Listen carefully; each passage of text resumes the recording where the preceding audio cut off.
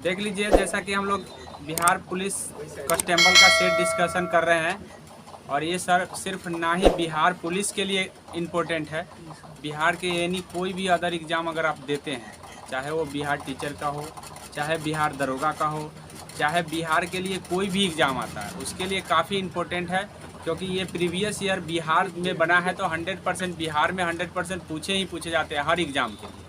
इसलिए ये मत सोचिएगा कि ये बिहार पुलिस के लिए है तो सिर्फ बिहार पुलिस में ही पूछेगा। ये बिहार पुलिस के अलावा यानी कोई भी बिहार का अगर एग्ज़ाम होता है तो पूछे जाते हैं, ये जान लीजिए। और दूसरी बात ये मैं बता दूं कि पूरा अगर सेट डिस्कशन करते हैं तो आपको बीपीएससी लेवल तक ये क्वेश्चन देखने को मिलेगा, क्योंकि पिछले कुछ वर्षों में इतना टफ लेवल कर दिया था, जिसके कारण बीपीएससी के लेवल के अकॉर्डिंग ये चला गया था।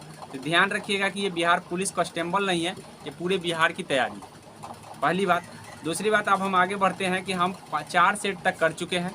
अगर वीडियो आप सही से देख रहे होंगे तभी सारे चीज़ याद होंगे। अगर वीडियो अगर एक बार देख लिए हो गया तो कभी याद होने वाला नहीं है। इसलिए बार बार रिवाइज कीजिए। 100% है कि एग्ज़ाम में यही चैप्टर पूछे जाते हैं और यही चैप्टर पूछा जाएगा जब भी कभी एग्ज़ाम होगा, तो देख लीजिए।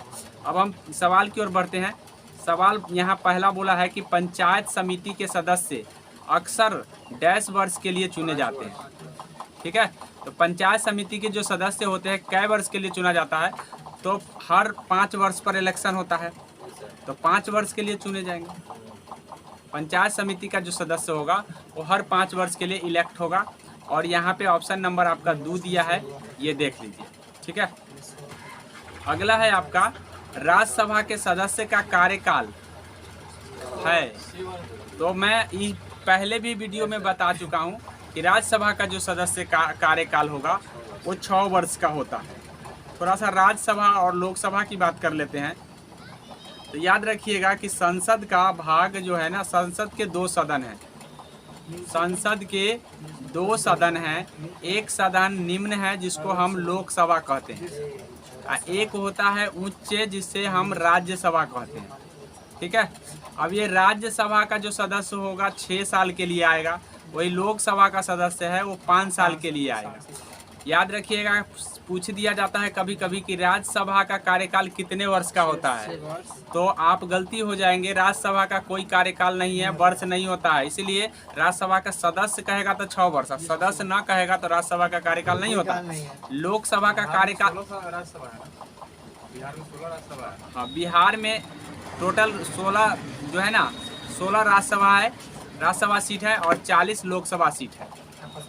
40 लोकसभा सीट है, ये बात भी आप ध्यान में रखेंगे। चलिए आगे बढ़ जाते हैं हम। इसके बाद अब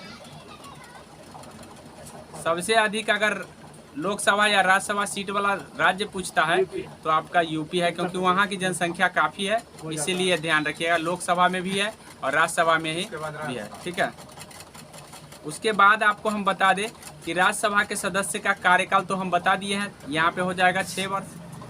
आगे है महिला मताधिकार संबंधित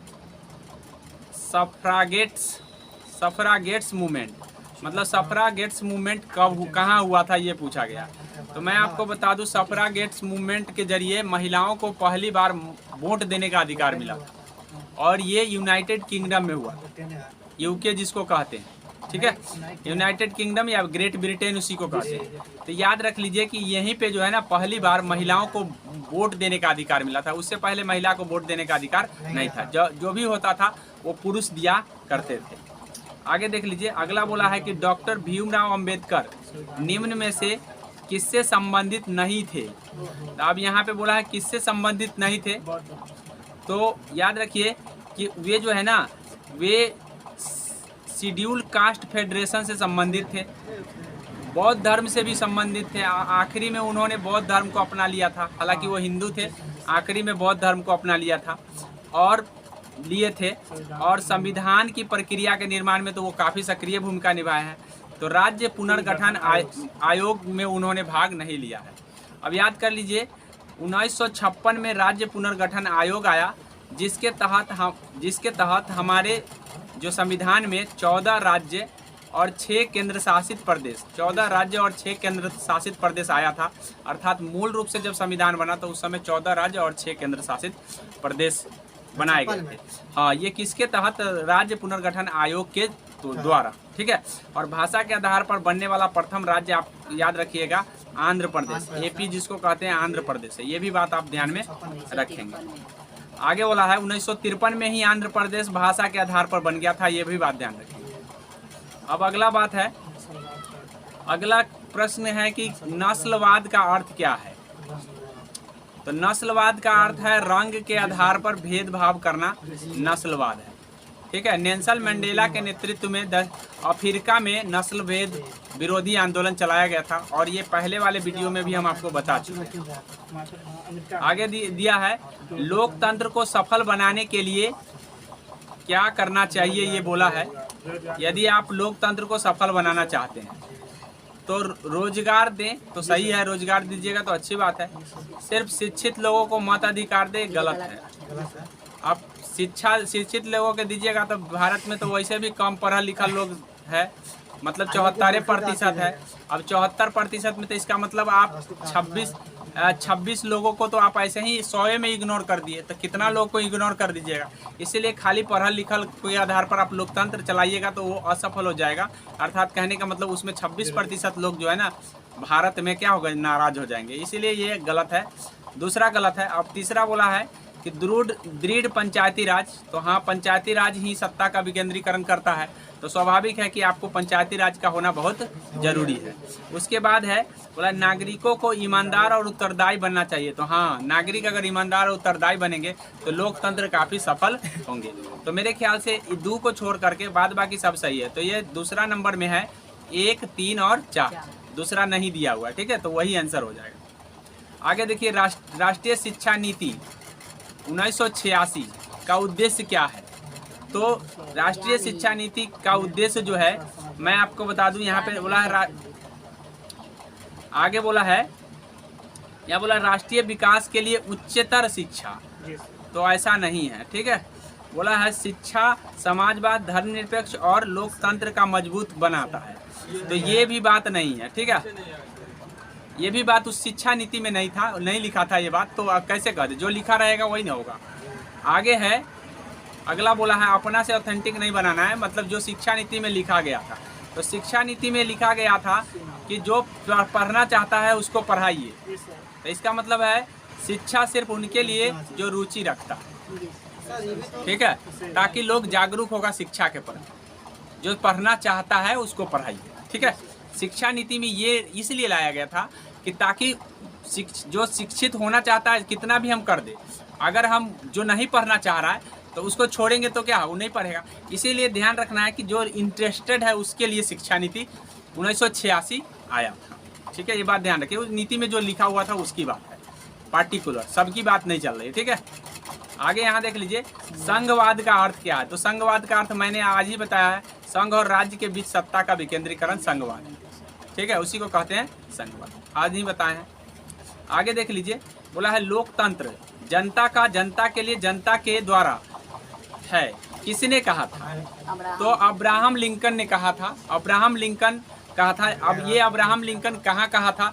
तो एक जगह सैनिक कब्रिस्तान पर भाषण दे रहे थे, वहाँ पे उन्होंने ये भाषण में कहा था कि जनता का जो है ना लोकतंत्र जो है ना जनता का, जनता के लिए, जनता के द्वारा संचालित एक शासन व्यवस्था है, ये चीज़ बोला था अब्राहम लिंकन। अगला बोला है कि राजनीतिक दल कौन है? इनमें राष्ट्रीय राजनीतिक दल, तो मैं आपको बता दूं कि मैं इससे पहले आपको बता चुका हूं कि अभी राजनीतिक दल मात्र 6 है, ठीक है। इसमें तो दिया है उसके अकॉर्डिंग, तो मतलब कहने का मतलब तेलुगु देशम नहीं है, ठीक है, नेशनल कॉन्फ्रेंस नहीं है, बहुजन बसपा नहीं है, यानी कहने का मतलब है कि ये उस समय के आंसर ये अकाली दल था। लेकिन अभी जो है आपको 6 ही मात्र राष्ट्रीय पार्टी है, मैं पिछले वीडियो में बता चुका हूं, अगर आप पढ़े होंगे तो आपको पता है। राजनीतिक दल नहीं है बसपा, राष्ट्रीय राजनीतिक दल नहीं है, राजनीतिक दल तो है ही, राष्ट्रीय स्तर खत्म कर दिया गया, ठीक है। आगे यहाँ देखिए, यहाँ बोला है भारत के किस प्रधानमंत्री के श्रीलंका में भारतीय शांति सेना भेजा था? तो मैं आपको बता दूं कि श्रीलंका में क्या हुआ था, गृह युद्ध हो गया था। अब गृह युद्ध होने का क्या कारण था ये मैं बता दूं कि भारत के तमिलनाडु शहर से, मतलब तमिलनाडु से बहुत सारा लोग जाकर के वहाँ प्रवास कर गए हैं। मतलब तमिलनाडु के लोग जो है ना, बहुत सारा लोग जो है ना वहाँ श्रीलंका, जैसा कि आपको बता दे कि ये भारत का लोकेशन है, ये भारत का लोकेशन है और यहाँ पे श्रीलंका है। तो यहाँ पे तमिलनाडु पड़ता है, तो यहाँ के लोग यहाँ आ गए हैं। अब यहाँ आके घर बना लिए, बस गए, सब कुछ कर लिए। तो ऐसी परिस्थिति में जो यहाँ का मूल निवासी है वे लोग इनसे नफरत करने लगे। अब नफरत करने लगे तो थोड़ा इसको भगाने के लिए सोचने लगे। अब सोचने लगे, ऐसे परिस्थिति में गृह युद्ध शुरू हो गया। अब गृह युद्ध जब शुरू हुआ तो उस समय जो कौन प्रधानमंत्री थे ये पूछा गया है, जो सेना को भेजा था करने के लिए, मतलब शांत करने के लिए सेना भेजा था। तो शांत करने के लिए जो सेना भेजा था उस समय राजीव गांधी हुआ करता, ठीक है, राजीव गांधी उस समय प्रधानमंत्री हुआ करते थे। उस समय ऐसी हुई थी, घटना घटी थी। आगे देख लीजिए, आगे बोला है भारत में दल विहीन जनतंत्र परिकल्पना किसका है। तो जब जयप्रकाश नारायण जी अमेरिका से पढ़ के आए थे तो वे देखे कि ये तो लोकतंत्र में लूट मार चल रहा है। उनको लगा कि ये लोकतंत्र है कि क्या है, पता नहीं चल रहा है। ऐसी परिस्थिति में उनको लगा कि इससे अच्छा तो बिना दले के शासन रहता से ही ठीक रहा, ठीक है। तो दल विहीन परितंत्र की परिकल्पना जयप्रकाश नारायण किए थे, ठीक है। ये चीज़ आपको संपूर्ण क्रांति का नारा देने वाले व्यक्ति हैं और संपूर्ण क्रांति का आह्वान करने वाले व्यक्ति हैं, ये भी बात आप ध्यान में कर लेंगे। बोला है भारत एक डैश राष्ट्र है, ये सबको पता है, धर्मनिरपेक्ष राष्ट्र है। भारत एक धर्मनिरपेक्ष राष्ट्र है, ये भी बात आप ध्यान में रखें। आगे बोला है आपको धर्मनिरपेक्ष शब्द जो है ना, आप याद रखिएगा कि संविधान में धर्मनिरपेक्ष को 42वां संविधान संशोधन, ठीक है, धर्मनिरपेक्ष को 42वां संविधान संशोधन 1976 के तहत 3 शब्द जोड़े गए थे, एक समाजवाद, एक धर्मनिरपेक्ष, एक अखंडता को। ये पहले वाले वीडियो में हम बता चुके हैं, आपको ध्यान रखना है इस बातों को। अगला प्रश्न है,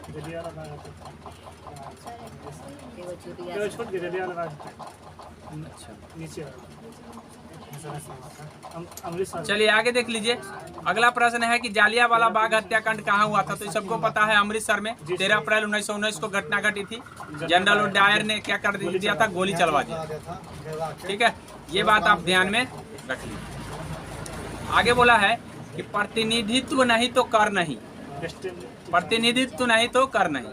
ये जो है ना, ये बोला घटना कब पर, मतलब ये नारा किस घटना का देन है ये बोला। तो मैं ये पहले भी बता चुका हूँ कि बोस्टन की चाय की पार्टी घटना घटी थी अमेरिका में, ठीक है। अमेरिका में ब्रिटेन का जो है ना, ब्रिटेन का शासन चल रहा था, तो लोग विरोध कर रहे थे। तो क्या किए कि ब्रिटेन हटने का नाम नहीं ले रहा था, तो चाय आया था, तो पूरा चाय जो है ना बोस्टन में पूरा जहाज, तीनों जहाज जो है ना पानी में बिक दिया, सब पूरा चाय पत्ती। तो इस तरह से उस घटना में यही नारा दिया गया था कि प्रतिनिधित्व नहीं तो, ठीक है, कोई टैक्स वैक्स नहीं देंगे।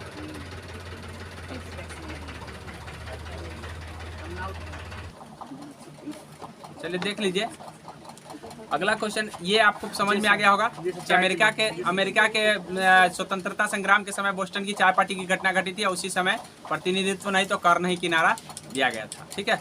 आगे देख लीजिए, बोला है कि फ्रांस में आतंक राज्य किसके शासनकाल में, मतलब आतंक राज आया था। तो ठीक है, नेपोलियन बोनापार्ट आतंक राज थोड़ी, ये तो राष्ट्रवादी नेता, ये तो राष्ट्रवादी नेता है, आतंक का राज थोड़ी होगा, ठीक है। ये इस समय जो है ना रोबिस्पियर जो था, ठीक है, रोबिस्पियर आतंक का राज इसलिए कहा जाता है क्योंकि उसने बहुत सारे राष्ट्रवादी नेता को क्या कर दिया था, वो फांसी की सजा दिलवा दिया था, ठीक है, फांसी की सजा दिलवा दिया था, इसीलिए हम आतंक का राज कहते हैं। याद रखिए, बातों को याद रहेगा तो ठीक रहेगा। आगे बोला है गांधी इरविन समझौता, तो ये आप सबको पता है 1931 में, 5 मार्च 1931 में, आज के वीडियो में भी हम बताए हैं। आगे देख लीजिए, कह रहा है कि कौन सा देश द्वितीय विश्व युद्ध के दौरान धुरी राष्ट्र के गुट का सदस्य नहीं था। तो मैं आपको बता दूं, आज ही बताए हैं आज के वीडियो में कि जब द्वितीय विश्व युद्ध आता तो 2 गुट में हुए थे, एक था मित्र राष्ट्र, एक मित्र राष्ट्र थे और एक थे धुरी शक्ति, ठीक है, ध्रुवीय शक्ति जिसको बोलते हैं ध्रुवीय शक्ति। अब ये ध्रुवीय शक्ति में जो थे जर्मनी, जापान, इटली थे, और इधर जो थे रूस, अमेरिका, ब्रिटेन फ्रांस, ये सब जो था मित्र राष्ट्र में था। तो मेरे ख्याल से ये बात ध्यान में रखेंगे। अब ऑप्शन में ध्यान रखिएगा कि चीन भी मित्र राष्ट्र के तरफ से था। कौन था? चीन। चीन मित्र राष्ट्र के तरफ से था। बाद बाकी इटली, जर्मनी और ये ध्रुवीय शक्ति के तरफ से थे। तो यहाँ पे बोला है ध्रुवीय गुट का सदस्य नहीं था। ठीक है, तो नहीं था। ये चीन तो मित्र राष्ट्र से था ना, तो नहीं ना होगा। आगे समझ में, आगे बोला है इनमें कौन राष्ट्र संघ के अंग नहीं है। ठीक है, तो मैं आपको बता दूं कि जब प्रथम विश्व युद्ध समाप्त हुआ 1918 में, तो 1918 में पेरिस की संधि जो हुई, ठीक है, पेरिस के संधि के तहत, पेरिस के संधि के बाद जो है ना, एक संस्था बनी जिसको राष्ट्र संघ बोलते हैं। क्या बोलते हैं? राष्ट्र संघ। तो ये किस लिए बनाया गया था? तो शांति रखने के लिए, विश्व में शांति बनाए रखने के लिए राष्ट्र संघ को बनाया गया था। तो इसके 3 अंग थे। हालांकि संयुक्त राष्ट्र संघ जो यूएनओ का जो अंग है, ये 6 गो है। यूएनओ का अंग क्या है? 6 गो, जो वर्तमान में 5 गो कार्यरत है। ये बात जान लीजिए। जो राष्ट्र संघ बना था, इसका जो है, इसका अंग बना था 3 गो। अब 3 गो में कौन था? तो आप ध्यान रखिए कि सभा थी, ठीक है, सचिवालय था, और उसके बाद आपको है परिषद था। बस इतना ही था। विश्व स्वास्थ्य संगठन संघ नहीं था। ये बात आप ध्यान में कर लीजिए। आगे बोला है संयुक्त राष्ट्र संघ के चार्टर कहाँ तैयार किए गए थे। मतलब संयुक्त राष्ट्र संघ का जो चार्टर बना है, उसी चार्टर के तहत जो है ना शासन हो रहे हैं। तो उस चार्टर को कहाँ बनाया गया था? तो सैन फ्रांसिस्को में बनाया गया। कहाँ बनाया गया था? सैन फ्रांसिस्को में। ये बात ध्यान में कर लीजिए। आगे बोला है गांधी दक्षिण अफ्रीका से भारत कब लौटे थे। तो ये तो आंख मूंद के आप लगा दीजिएगा। ठीक है, 1915। बोला इनमें से कौन सी घटना द्वितीय विश्व युद्ध का परिणाम नहीं है, मतलब द्वितीय विश्व युद्ध को लाने में मदद नहीं किया था। तो बोला है औपनिवेशिक साम्राज्य का अंत। औपनिवेशिक साम्राज्य का अंत। ठीक है, तो द्वितीय विश्व युद्ध के बाद औपनिवेशिक साम्राज्य का अंत हो गया था। ठीक है, तो द्वितीय विश्व युद्ध का परिणाम इसे माना जा सकता है। ठीक है, उसके बाद है इंग्लैंड की शक्ति में ह्रास। तो द्वितीय विश्व युद्ध के बाद इंग्लैंड कमजोर हो गया, क्योंकि पहले नंबर 1 पर इंग्लैंड आता था। कहा जाता था कि इंग्लैंड में कभी सूर्यास्त नहीं होता था, लेकिन द्वितीय विश्व युद्ध के बाद वो कमजोर हो गया, तो ह्रास हो गया इसकी शक्ति। ये भी सही है। बोला राष्ट्र संघ का गठन। तो हम अभी बताए हैं कि प्रथम विश्व युद्ध के बाद राष्ट्र संघ का गठन हुआ। अगर पहला सवाल आपको समझ में आ जाएगा तो दूसरा स्वाभाविक है कि राष्ट्र संघ का गठन हुआ था प्रथम द्वितीय विश्व युद्ध का। नहीं, संयुक्त राष्ट्र संघ का गठन हुआ था, राष्ट्र संघ का नहीं। तो याद रखिएगा, तो ये ऑप्शन नंबर 3 हो जाएगा। ये द्वितीय विश्व युद्ध का परिणाम नहीं है, प्रथम विश्व युद्ध का परिणाम। आगे समझ में, चलिए आगे देखिए। आगे बोला है मानव और नागरिकों के अधिकार के घोषणा के बारे में। ठीक है, घोषणा पत्र के बारे में क्या गलत है, मतलब गलती को आपको ढूंढना है। बोला है इसे पुरातन व्यवस्था का मृत्यु प्रमाण पत्र कहा जाता है, पहला है। दूसरा बोला है इसमें स्वतंत्रता, समानता तथा बंधुता को अपनाया गया है। उसके बाद है सभी वयस्कों को मताधिकार दिया गया है।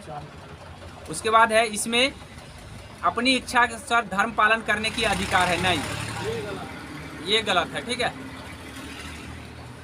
आगे बोला है निम्न में कौन सुमेलित है, मतलब मिला हुआ सही है। तो गांधी युग बोला है कि 16 से 47 नहीं, 15 से 47 माना जाता है गांधी युग। 1915 से 1947, ये याद रख लीजिए। ठीक है, हाँ। राष्ट्र स्वयं सेवक संघ, वो अगला है मोपला विद्रोह। तो मोपला विद्रोह 18 में नहीं हुआ था, 1921 में हुआ था। ठीक है, मोपला विद्रोह 1921। याद रखिएगा कि असहयोग आंदोलन में बाद में चल के ये जुड़ गया था। तो पूछा जाता है कि कौन आंदोलन है जो असहयोग आंदोलन में, कौन जो है ना जनजातीय आंदोलन है जो असहयोग आंदोलन के भाग बन गए थे। तो मोपला विद्रोह, ये क्योंकि 1921 में हुआ है और 1921 में असहयोग आंदोलन चल रहा है। आगे देखिए, बोला है राष्ट्रीय स्वयं सेवक संघ की स्थापना 1925 में। तो हाँ, 1925 में राष्ट्रीय स्वयं सेवक संघ की स्थापना हुआ था। SSR, जिसको RSS बोलते हैं, RSS के नाम से प्रसिद्ध जो है ना, उसी को हम राष्ट्रीय स्वयं सेवक संघ कहते हैं। और RSS की स्थापना 1925 में ही हुआ। बोला है ऑल इंडिया ट्रेड यूनियन 1921 में नहीं, 1920 में हुआ था। ऑल इंडिया ट्रेड यूनियन, ठीक है, लाला लाजपत राय के नेतृत्व में हुआ था। ठीक है, याद रखिएगा। तो ये सारे बात मैंने बता दिया है आपको। अगला देख लीजिए कि औरंगजेब की मृत्यु के पश्चात किस नेता के नेतृत्व में जाट काफ़ी शक्तिशाली बन गया। तो जब औरंगजेब मर गया तो उसका फायदा उठाकर चूड़ामन काफ़ी शक्तिशाली बन गया। याद रखिएगा, चूड़ामन जो था वो काफ़ी शक्तिशाली बन गया था, एक जाट व्यक्ति था। आगे है पेशावर एवं काबुल किसके माध्यम से एक दूसरे को जुड़े हुए हैं। तो पेशावर और जो है मैं आपको बता दूं तो कि ये भारत का जो है ना, ये भारत का कंस्ट्रक्शन है और भारत के कंस्ट्रक्शन में यहाँ पे पाकिस्तान पड़ता है और यहाँ पे अफगानिस्तान पड़ता है इसके बगल में। तो यहीं पे जो है ना खैबर एक दर्रा है, ठीक है, खैबर दर्रा है। तो यही खैबर दर्रा से काबुल, मतलब कहने का मतलब काबुल और पेशावर जुड़ा हुआ है, यहीं पे पेशावर है। तो काबुल और पेशावर यहीं खैबर दर्रा से जुड़ा हुआ। खैबर दर्रा काफ़ी इंपॉर्टेंट है क्योंकि खैबर दर्रा से होकर ही बहुत सारे विदेशी लोग हमारे भारत में प्रवेश किए थे, इसलिए खैबर दर्रा को आप याद रखें। आगे देख लीजिए, बोला है कि फर वनस्पति निम्न में से किससे संबंधित है। मतलब फर वनस्पति किससे संबंधित है ये चीज़ पूछा गया है। तो आपको ये होना चाहिए कि फर वनस्पति जो है ना आपका जो है मैनग्रोव से नहीं है और मानसूनी से नहीं है, पतझड़ से नहीं है, अल्पाइन से होगा, ठीक है। अल्पाइन वृक्ष जो है ना फर होता है। उसके बाद है नाथुला दर्रा। तो मैं आपको बता दूं कि दर्रा क्या होता है, सबसे पहले ये समझ लीजिए, ठीक है। अब यहाँ पे समझ लीजिए, कहने का मतलब है कि ये जो है ये आपका जो है ना आपका यहाँ पे सिक्किम है और सिक्किम में एक रास्ता यहाँ पे खुला हुआ है, ठीक है। अब ये रास्ता खुला हुआ है जो तिब्बत में हम जा सकते हैं। कहाँ जा सकते हैं? तिब्बत में, क्योंकि इसके ऊपर तिब्बत है, तो तिब्बत में हम जा सकते हैं। तो यही दर्रा जो है ना नाथुला है। नाथुला और जेलेपला दो गो दर्रा सिक्किम में पड़ता है, याद रखिएगा। दर्रा का मतलब एक मार्ग, संकीर्ण मार्ग, छोटा मार्ग जिसके जरिए हम दूसरे जगह प्रवेश कर सकते हैं, तो उसी को हम दर्रा कहते हैं। और ये कहाँ पे है? सिक्किम में है, नाथुला और जेलेपला, याद रखिएगा। सिक्किम में कौन क्या? व्यापार नहीं करते। अरे तो व्यापार, जाने का साधन रहेगा तो जाएंगे तो व्यापार न करेंगे, कुछ भी कर सकते हैं, जाके लूटो मार कर सकते हैं। कोई जरूरी है कि व्यापार करेंगे? लूट मार नहीं करेंगे। दर्रे से न होकर के आ गया था विदेश जो बाहरी लोग, अगर हम उस दर्रा का देखभाल नहीं करें तो उससे होकर के क्या विदेशी लोग हमारे यहाँ के आतंक नहीं फैला सकते हैं? फैला सकते हैं। हाँ, अच्छा, वहाँ पे निगरानी लगल है, ठोकेंगे निगरानी रहेगा तब ना। चलिए आगे बढ़ते हैं। आगे बोला है कि वनस्पति जो विद्युत रेखीय वनों से संबंधित है। नहीं है। वनस्पति जो विद्युत रेखीय वनों से संबंधित नहीं है। तो अकेसिया वन जो है ना नहीं है। विद्युत रेखीय वन है, विस्पत रेखीय जो वन है महोगनी है, रेजवुड है और आयरनवुड है। ये जो है ना ये विस्पत रेखा पर पाया जाता है, लेकिन अकेसिया नहीं पाया जाता है, याद रखिएगा। एक वृक्ष का नाम है। आगे है नदी जो बिहार का शोक है। ये तो सबको पता है, बिहार का शोक कोसिया। पश्चिम बंगाल का शोक दामोदर। गोदावरी नहीं, दामोदर, ठीक है, याद रखिएगा। आगे देख लीजिए, पश्चिम बंगाल में गोदावरी पड़वे नहीं करता, गोदावरी दक्षिण। गोदावरी का लोकेशन मैं आपको बता दूं, गोदावरी यहाँ पे बह रहा है, यहाँ पश्चिम बंगाल में नहीं आ रहा, ठीक है। चलिए आगे देख लीजिए।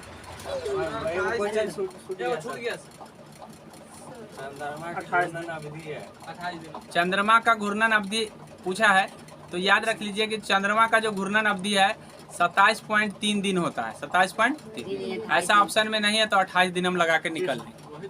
आगे समझिए। 27.3 दिन मतलब जैसे कहने का मतलब है पृथ्वी का वो पृथ्वी पर नाच रहा है ना, तो पृथ्वी पर नाच रहा है तो जो वो पृथ्वी को पर नाचने में उसको 27 पूर्णांक जो है ना उसको हम लिख सकते हैं 3/12 दिन, ठीक है। अब इसको दिन में बदल लीजिए जितना आएगा, ठीक है। अब इसी को हम 27.3 दिन लिख रहे हैं। दिन है कि घंटा है देख लीजिए, दिन है ना, घंटा लगाइएगा तो गलत हो जाएगा। 27.3 दिन। दिन। आगे समझ में। चलिए आगे देख लीजिए। बोला तमिलनाडु में शीतकालीन वर्षा, ठीक है, का कारण क्या है? तो शीतकालीन वर्षा का कारण देख लीजिए, हमारी बात सुन लीजिए कि हमारा जो देश है, हमारे देश में अधिकतर वर्षा जो होता है ये दक्षिण पश्चिम मानसून के जरिए होता है। ठीक है, दक्षिण पश्चिम मानसून। अब ये दक्षिण पश्चिम मानसून जब उठता है तो यहाँ पे हिमालय खड़ा है, ये हिमालय इसको रोक करके इधर भेज देता है। ठीक है, क्या करता है, इधर भेज दिया। अब जब इधर आया तो यहाँ पे आके ये लास्ट हो गया, राजस्थान के नज़दीक जाते जाते लास्ट हो जाता है। और जब लास्ट हो जाता है तो अब इसको अब लौटने का समय आ जाता है। तो ये लौट कर जब आता है तो यहाँ तमिलनाडु के तट पर फिर से वर्षा कराता है। तो ये हो गया उत्तर पूर्व हो गया, क्या हो गया, उत्तर। आगे समझ में, तो उत्तर पूर्व के कारण जो है ना, उत्तर पूर्व मानसून के कारण तमिलनाडु में वर्षा होते हैं। तो मेरे ख्याल से ये बात दोनों ध्यान में रखेंगे, सबसे ज़्यादा वर्षा दक्षिण पश्चिम मानसून के कारण होता है, लेकिन लौटता हुआ मानसून कहाँ वर्षा कराता है, उत्तर। अच्छा, एक चीज़ और पूछा जाता है, मैं आपको बता दूं कि कहने का मतलब ये आपका भारत का लोकेशन है। भारत के लोकेशन में यहाँ बिहार है, तो बिहार में कभी कभी ठंडा में वर्षा हो जाता है।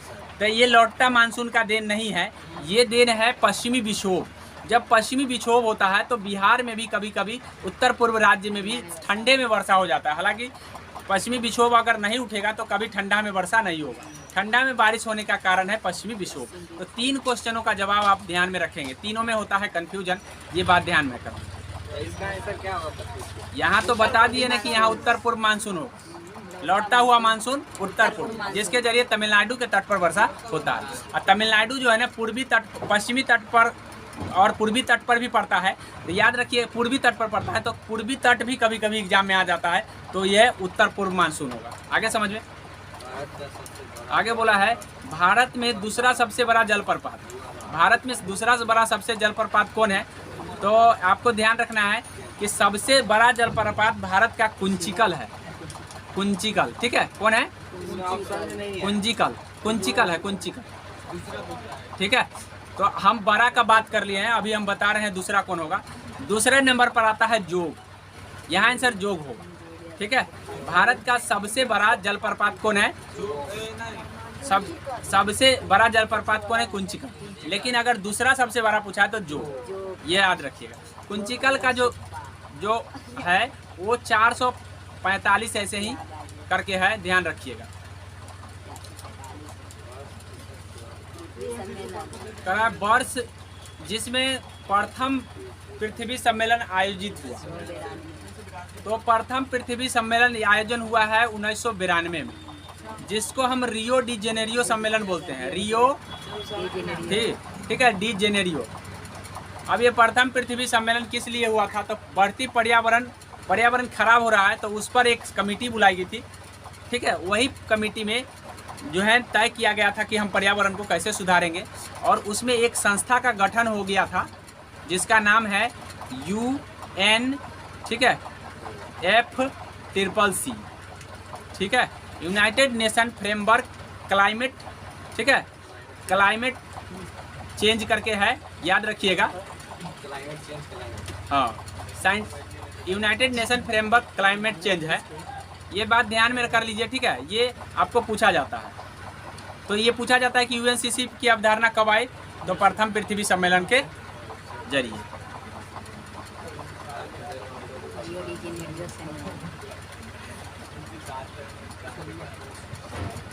कन्वेंशन क्लाइमेट चेंज है, यहाँ 3 को C है ना, 3 C में एक का मैं बता दूं, एक का है कन्वेंशन, एक का है क्लाइमेट और एक का है चेंज। ठीक है, कन्वेंशन क्लाइमेट चेंज। और UN का मतलब है यूनाइटेड नेशन और F का मतलब फ्रेमवर्क। तो UNCCC की अवधारणा किस में आया है आपको ध्यान रखना। चलिए आगे देख लीजिए। बोला भारत में रेल मंडलों का वर्तमान संख्या कितनी है? तो मैं आपको बता दूं कि जिस समय परीक्षा हुआ था उस समय 16 था, अभी वर्तमान में 18 है। ठीक है, वर्तमान में 18 है, ये बात भी आप ध्यान में रखिए। आपके कहने से नहीं होगा। चलिए आगे देख लीजिए। राउरकेला लौह एवं इस्पात संयंत्र जिस राज्य में अवस्थित है, किस राज्य यहाँ होगा? तो यानी कहने किस राज्य में अवस्थित है? तो राउरकेला जो है ना उड़ीसा में अवस्थित है, याद रखिएगा। ठीक है, ये बात आप ध्यान रखेंगे कि जर्मनी के मदद से 1955 में जब द्वितीय पंचवर्षीय योजना चल रही थी, तो 1955 में, ठीक है, नहीं 1956 1956 में द्वितीय निकाला था। नहीं तो प्रथमे में द्वितीय में हुआ था। हाँ 1956 के करीब में द्वितीय पंचवर्षीय योजना के तहत हुआ था। ये बात आप ध्यान में 56 से द्वितीय चालू हुआ है। हाँ। 51 चलिए से देख लीजिए प्रथम। आगे। अगला है कि भारतीय राज्य जिससे होकर कर्क रेखा नहीं गुजरती। ठीक है, तो मैं आपको बता दूं कर्क रेखा को। अब यहाँ पे देख लीजिए, ये जो है ना आपका, ये आपका भारतीय राज्य है और भारतीय राज्य में सबसे पहले गुजरात से प्रवेश करता है।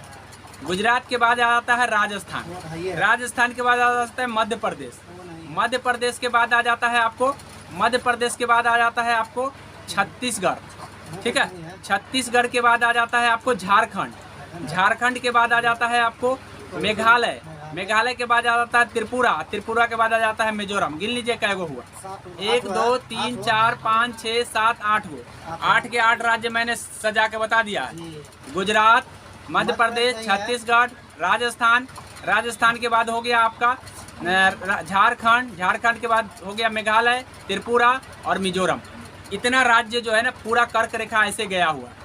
तो मेरे ख्याल से बात समझ में आ गया होगा और याद भी हो गया होगा। इसी तरीके से आपको भी याद होना चाहिए लोकेशन से। ठीक है, तो आपको कभी भी कर्क रेखा से पूछेगा तो याद, कोई ट्रिक व्रिक याद करने की जरूरत नहीं, आप लोकेशन से याद कीजिएगा, 100% याद रहेगा। हाँ, ट्रिक से याद होता है, लेकिन कभी कभी ट्रिक धोखा दे जाता है फरवरी में, इसीलिए ट्रिक से ज़्यादा लोकेशन से ठीक रहता है। चलिए आगे देख लीजिए। कह रहा है कि भारतीय राज्य जिससे होकर, सॉरी ये तो हो गया है, इसका आंसर क्या हो जाएगा? बिहार। इसका आंसर बिहार होगा। बिहार नहीं बोले हैं हम इसमें। कमाल के आदमी 2 बार बोले हैं, ध्यान रखिए। त्रिपुरा, पहले मेघालय, त्रिपुरा, मिजोरम। वो आप वैसे याद नहीं होता है तो कैसे याद करते हैं? देखिए, पहले पूर्व ईस्ट जो है, उत्तर पूर्व राज्य को याद कर लीजिए, 3 गो है, मिजोरम, त्रिपुरा, मेघालय। अब उसके बाद इधर याद कर लीजिए, बीच में, बीच पहले इधर से झारखंड है, इधर से हो गया आपका। अब बीच वाला राज्य में इधर से झारखंड है, इधर से गुजरात। अब उसके बीच में क्या को बच रहा है? राजस्थान, मध्य प्रदेश, मध्य प्रदेश के बाद छत्तीसगढ़, बस हो गया। हाँ, तो बिहार नहीं है उसमें। आगे समझ में? आगे देख लीजिए, कारक जो जलवायु को प्रभावित नहीं करता है, तो अक्षांश करते हैं, समुद्र करते हैं, पृथ्वी का परिक्रमण करते हैं, लेकिन ये नहीं करता है। अब मैं आपको बता दूं परिक्रमण और परिभ्रमण क्या होता है। जैसा कि आपको पता है कि ये सूर्य है और सूर्य के चारों तरफ से चक्कर पृथ्वी लगा रहा है। ठीक है, तो पृथ्वी चक्कर लगाते लगाते लगाते लगाते लगाते यहाँ आ गया, तो ये हो गया आपका परिक्रमण। क्या हो गया? परिक्रमण। और अगर ये पृथ्वी अपने ही अक्ष पर ऐसे ऐसे नाच लिया तो ये हो गया परिभ्रमण। तो कहने का मतलब है कि मैंने आपको बताया परिक्रमण क्या है, यहाँ से सूर्य का पृथ्वी का यहाँ आ जाना, सूर्य के चक्कर लगा के। तो ये होता है 365 दिन। ठीक है, और अप्रॉक्स बात कर रहे हैं। और यहाँ पे है, यहाँ पे जब अपने चक्कर लगाता है तो ये होता है 24 घंटा अप्रॉक्स। तो इस तरह से जो परिक्रमण काल है वो 365 दिन है, परिभ्रमण काल है 24 घंटा। तो परिभ्रमण जो काल है, जो भ्रमण करता है, वो भ्रमण के पर मौसम डिपेंड करते हैं, न कि जलवायु। मतलब कहने का मतलब दिन रात हो रहा है तो मौसम उसमें बदलाव होता है। ठीक, सॉरी, मौसम बदलाव नहीं होंगे, बल्कि हाँ मौसम बदलते हैं। मौसम का मतलब है क्षणिक देर के लिए जो होता है। जलवायु का मतलब है जो बहुत परमानेंट रहे, उसको जलवायु कहते हैं। तो जलवायु कहने का मतलब है उससे प्रभावित नहीं होता, उससे मौसम प्रभावित होता है। आ गया? आगे देख लीजिए, मेरे ख्याल से समझ में आ गया होगा परिभ्रमण और परिक्रमण। तो इसका आंसर क्या हो जाएगा? इसका आंसर हो जाएगा परिभ्रमण। 2011 के जनगणना के अनुसार बोला है व्यावसायिक वर्ग में भारतीय कार्यशील जनसंख्या का संलग्न, मतलब कितना लोग लगल है व्यावसायिक वर्ग में। ठीक है, व्यावसायिक कार्य में कितना लोग लगल है, तो जान लीजिए मतलब कितने स्थान पर है। तो प्रथम स्थान पर 56.11 के जनगणना अनुसार बताता है कि 56 पॉइंट समथिंग जो है कृषि कार्य में लगा हुआ है। और आपको जो है ना द्वितीय कार्य में, दूसरा नंबर पर द्वितीय कार्य में लगा हुआ है। तो यानी कहने का मतलब है व्यावसायिक वर्ग में दूसरे स्थान पर है। जैसा पहला स्थान कृषि में है और दूसरा स्थान व्यवसाय में, और तीसरा स्थान जो है ना उद्योग धंधा। याद रखिएगा, 2011 के आंकड़े बताते हैं, अभी के आंकड़े नहीं। ठीक है, आगे आ गया है हिंदी का सवाल। बोला है घर मेरा है, यह घर मेरा है, इसमें जो है ना रेखांकित शब्द क्या है? तो यह आपको सर्वनामिक विशेषण है, क्योंकि जब नाम से पहले कोई यह और वह आता है तो वो विशेषण बन जाता है। तो विशेषण है तो ये सर्वनामिक विशेषण है। क्या है ये? तो मेरे ख्याल से समझ में आ गया, ये हो गया आपका सर्वनामिक विशेषण। सर्वनाम नहीं हो सकता। दोनों का न ले आया। सर्वनाम और सर्वनामिक विशेषण अलग। सर्वनाम किसको कहते हैं? जो नाम के बदले प्रयुक्त होता है। प्रयुक्त हो, लेकिन और ये विशेषण नाम ही किसको है। कहते हैं? जो किसी की विशेषता बताता है। नाम घर के की बदले तो विशेषता यह है हो ना भैया। सर्वनाम है ना। हाँ, तो यह वह सर्वनाम है, यह वह, यह घर नहीं सर्वनाम। घर तो नाम है ना, नाम की विशेषता बतलाने वालों को विशेषण कहते हैं। आगे समझ में? भैया की विशेषता बता। चलिए आगे देख लीजिए। शांति से बैठकर अपना कार्य कीजिए, इसमें बोला है शांति से बैठकर अपना कार्य कीजिए। शांति से तो रेखांकित शब्द इसमें बोला है कि क्या है, कौन किस तरह का क्रिया विशेषण है? तो क्रिया, जो ये क्रिया विशेषण है ये आपको तरीका बता रहा है, तो रीतिवाचक होगा। जब तरीका बताए तो कैसे काम कीजिए? शांति से बैठ। तो शांति से बैठ के इसका मतलब रीतिवाचक होगा। क्या हो गया?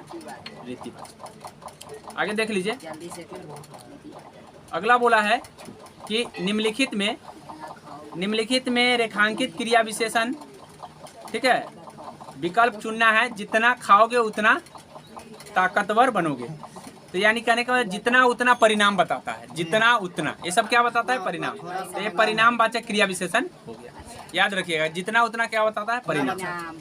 ऐसे हम जब क्रिया विशेषण पढ़ाए थे तो सारा चीज बताए हुए हैं। ठीक है, आगे देख लीजिए।